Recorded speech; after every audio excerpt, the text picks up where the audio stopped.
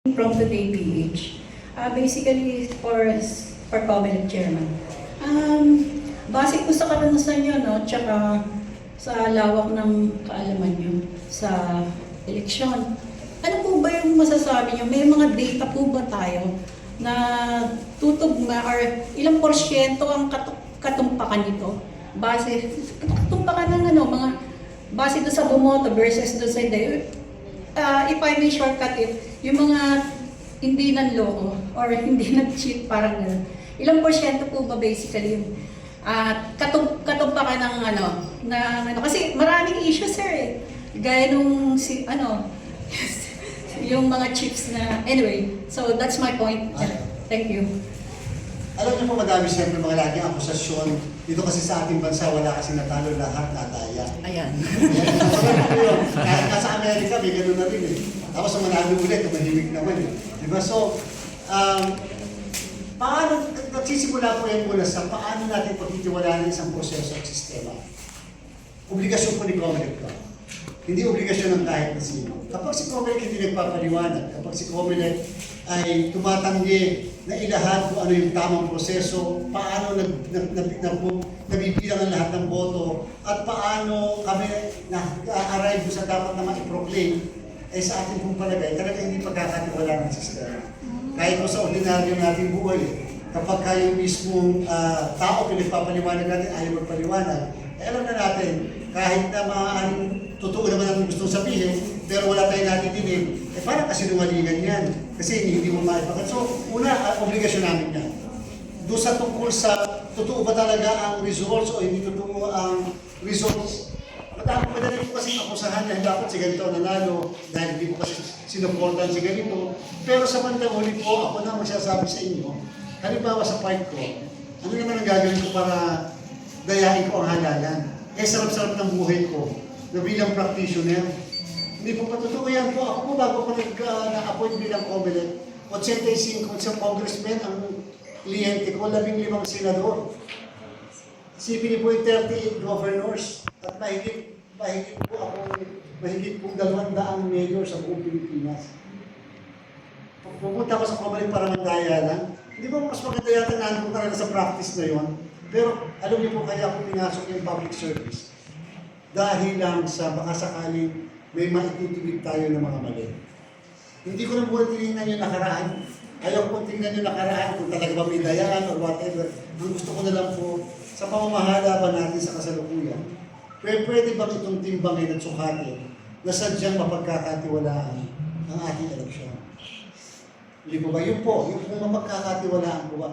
Kaya kung ginawa natin sa Comelec, may pamamaraan ba para ma-counter-check ng mamamayan, tunay ba ang result ng halalan?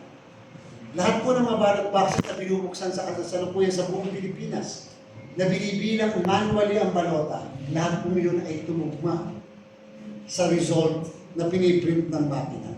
Ano ibig sabihin? Wala pong pagkakaiba, walang discrepancy. Sapagkat wala kang magagawa sa makina. Lagi pa ulit-ulit kong binabanggit kapag ako'y pupunta dito po kayo ng engineer, kinamang Grace, lagi kong sinasabi, wala kayong mag-alala sa makina. Ang problemahin natin, yung mga dayaan labas ng makina. Vote buying, pamimili ng boto, paggamit ng resources ng pamahalaan. Hindi naman nila pera ng gobyerno, pera ng tao, gagamitin parang pocket money nila. Di ba? Yan po. Yan ang mga nakakarimarin. Yung mga tao hindi pa bubutuhin, tatakutin, o kaya iba ang boboto para sa kanila. Wala akong pinakamagandang makina ang magkokorekt doon. Kasi ipapasok na balota tunay. Pero ang boto doon, hindi boto ng tao, kundi boto ng iba na binoto yung tunay at lehitimong botante. Yan po ang ating problema. Yan ang lagi.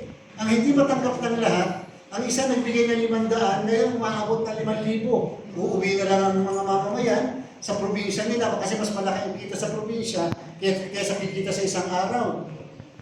Tatlo pa sila umuwi. Di ba? So, ibig ko sabihin, kita nyo po, dumating tayo sa point na ang vote buying ay nagiging parte ng kulturang Pilipino bilang isang paraan para sa pagboto. Nakakatakot po ang gano'n. Dahil isa lang ang ibig sabihin bilang panghuli. Ang ibig sabihin, Kaya para tayo walang maayos na palengke, maayos na kalsada dapat ay pagkakapal-kapal, lumipis na.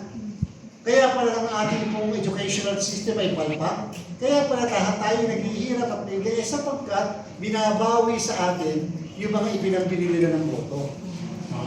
Hindi po ba? Samantalang kung hindi tayo tumanggi at hindi natin binenta, makapag-demand tayo sa kanila, bakit ganito ang kalsada namin, bakit ganito ang edukasyon namin, at bakit ganito ang kalagayan ng buhay namin. Kasi, hindi ba, sasabihin sa iyo, ipamumukha sa atin, ayaw ka magreklamo, binayaran kita. Binigyan kita. Tayong mga nandito, maaaring walang ganon at hindi. Paano yung iba? Yun po yung ating laging katanungan. Bakit tayo ngayon, dumadating sa punto na nagbebenta tayo ng boto, panglaman sa tiyan sa isang araw, pero habang buhay, na sakripisyo. Yan po yung dapat natin itanong. Huwag po yung makina. Magagaranta ko sa inyo, 99.99972% ang accuracy ng mga makina na yan.